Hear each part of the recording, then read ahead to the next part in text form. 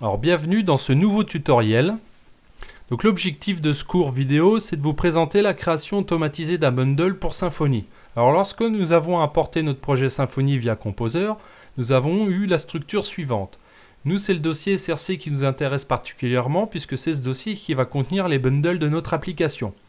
Alors avec la version 2.7 de Symfony, il y a un premier bundle qui a été créé, c'est le dossier App Bundle qui contient divers éléments.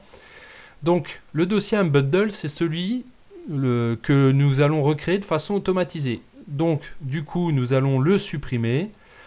Et comme ce bundle n'existe plus, nous allons dire au fichier app-kernel, donc dans la configuration globale de notre application, on va indiquer que ce bundle ne doit plus être appelé. Donc c'est la ligne ici, New App Bundle, on la supprime.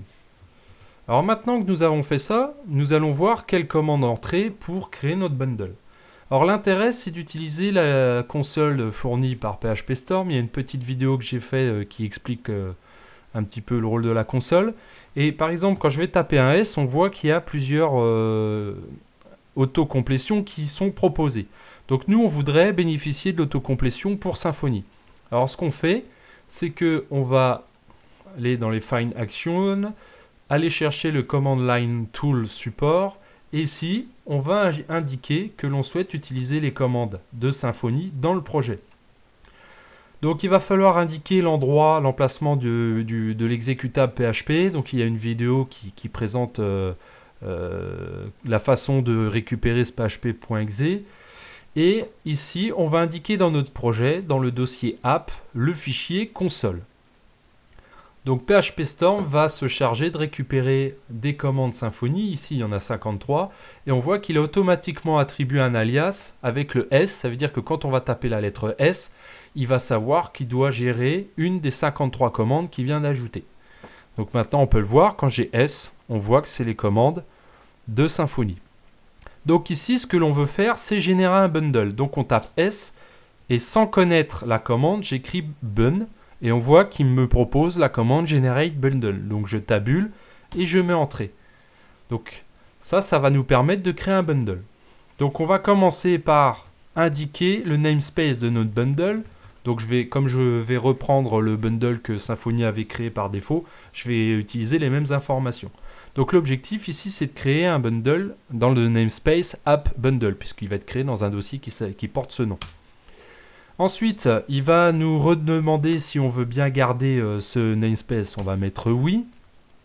Donc ensuite, on va donner un nom à notre bundle. Donc ici, on va l'appeler app bundle. Alors il faut forcément qu'il soit identique au namespace, puisque ça respecte la norme PSR utilisée dans Symfony.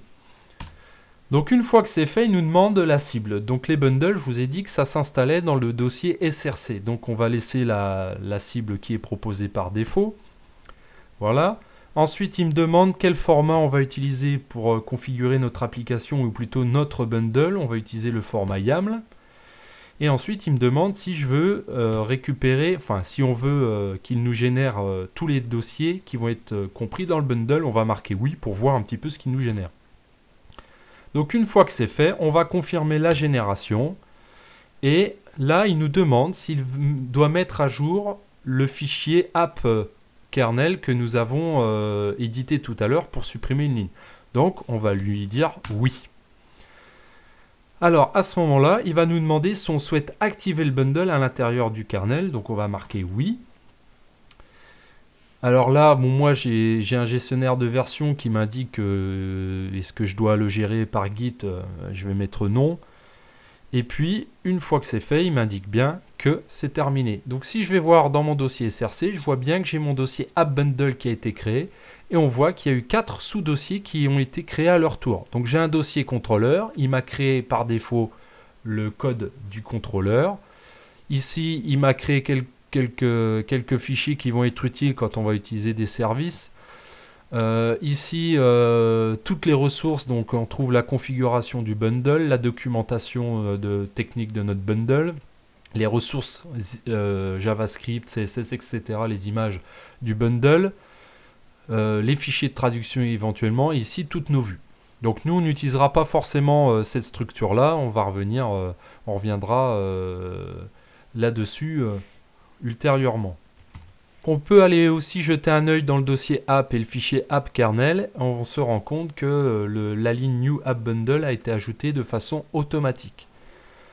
Donc une fois que nous avons fait tout ça, on peut revenir sur notre contrôleur et travailler sur la logique métier de notre application. Alors il y a une vidéo qui vous montre la création manuelle d'un bundle. Il y a très peu de choses à faire, c'est quasiment aussi rapide que la création manuelle, automatique. Donc je vous invite à regarder cette vidéo si vous ne l'avez pas déjà vue. A bientôt!